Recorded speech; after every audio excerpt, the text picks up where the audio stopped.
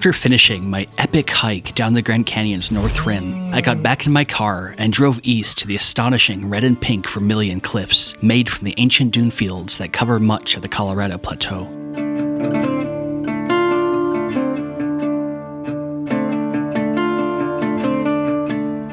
On the drive, I stopped at a stone dwelling built from the rocks. The so-called Cliff Dwellers buildings were made by a dancer and her husband in the 1920s whose car broke down by the beautiful cliffs. She was immediately taken by the landscape, and the two decided to stay for decades to come.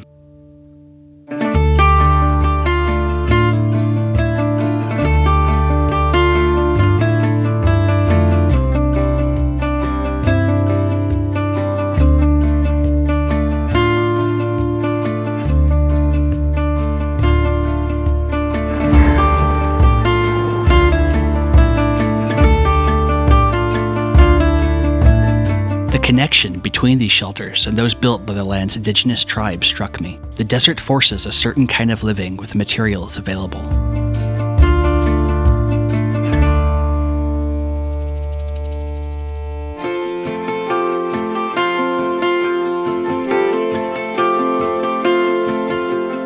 I too spent the night by the cliffs and could feel this desert's mysterious allure.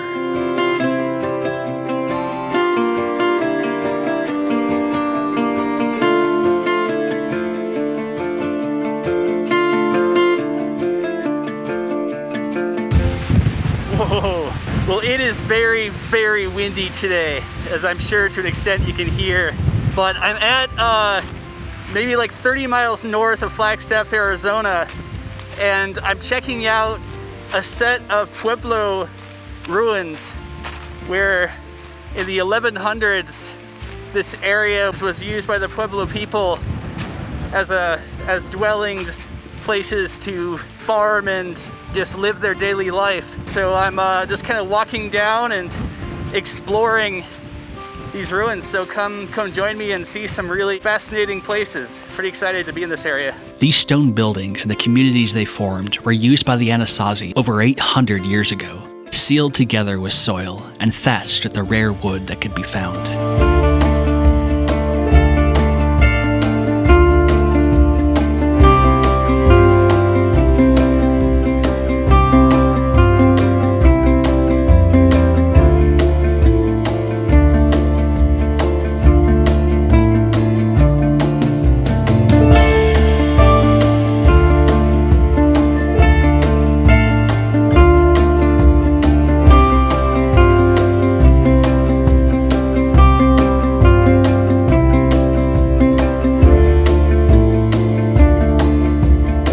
Memories of ancient times are whispered by the stones.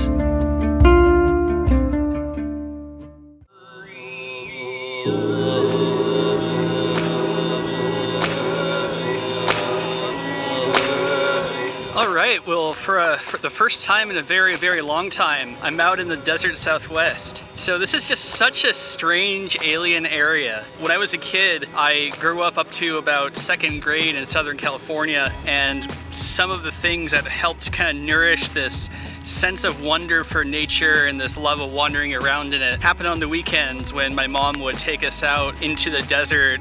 And we would drive like 100 miles outside of Los Angeles, and we would kind of go into these desert areas and just wander around and explore and see our surroundings. And so for the first time, pretty much since then, I'm in the desert Southwest again. So just seeing all these amazing plants of these giant cacti and just these strange alien plants that I just haven't really seen much of before up close. So I'm gonna have fun out here. We're gonna go to Joshua Tree National Park in a little bit and explore some of the BLM land and just see some cool stuff on this journey. The many spines of desert plants, like the saguaro in the Sonoran Desert, are partly a response to extreme heat and lack of water. Contact from wind evaporates moisture, and spines help the plants break the wind to hold on to their rare wet prizes.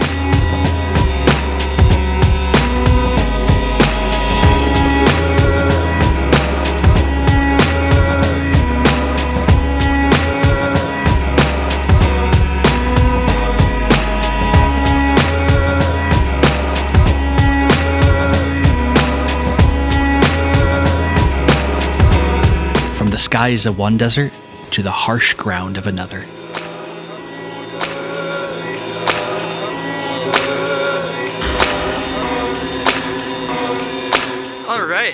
So I'm in Joshua Tree National Park. So this is a place in Southern California that's just an incredible, okay, that's 150. That's just an incredible preserved section of land that really shows what the high Mojave Desert looks like when in its pure, largely unaltered form. And it's full of just all of this like crazy array of desert plants with all these strange spikes and thorns and all of those characteristics of desert plant life. So I decided that I'm gonna not really make a classic trail guide, but just kind of drive through the park and hike some of the trails and just kind of explore and look for some of that vegetation and assorted scenery, all that amazing stuff. So let's go on some adventure. Joshua Tree National Park is just as renowned for its great boulder fields as the sharp desert trees that make its name.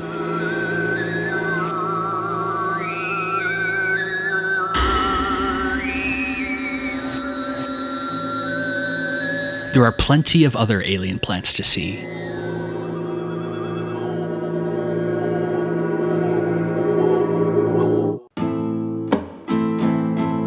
Very surprising to those like me who grew up only knowing yuccas as small bushes, Joshua trees are a species of yucca that grows into truly bizarre forms.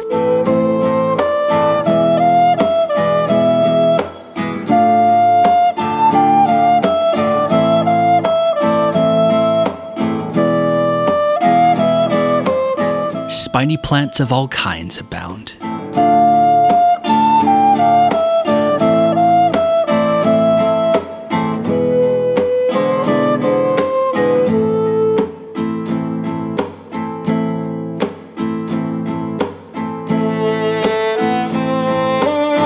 To emphasize the alien nature of this place, giant flowers sprout from the yucca bushes on the ground. The remains of old gold and silver mines can be found in the Joshua Tree trails.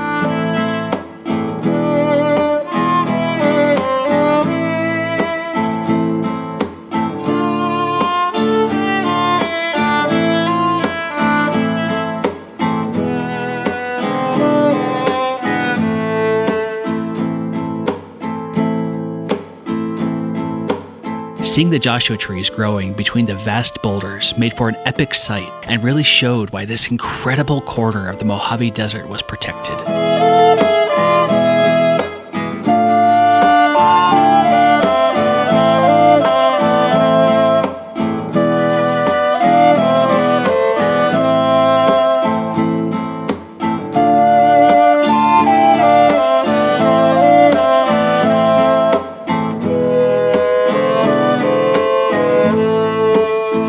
Strange land, but full of wonders.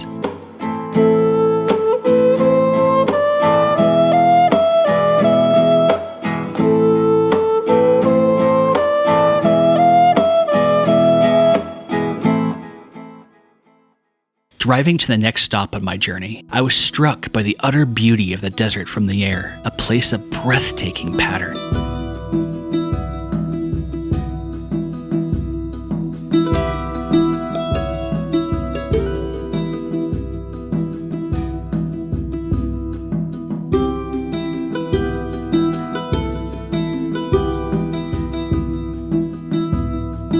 Incredible, subtle beauty made manifest to a wanderer with a flying camera.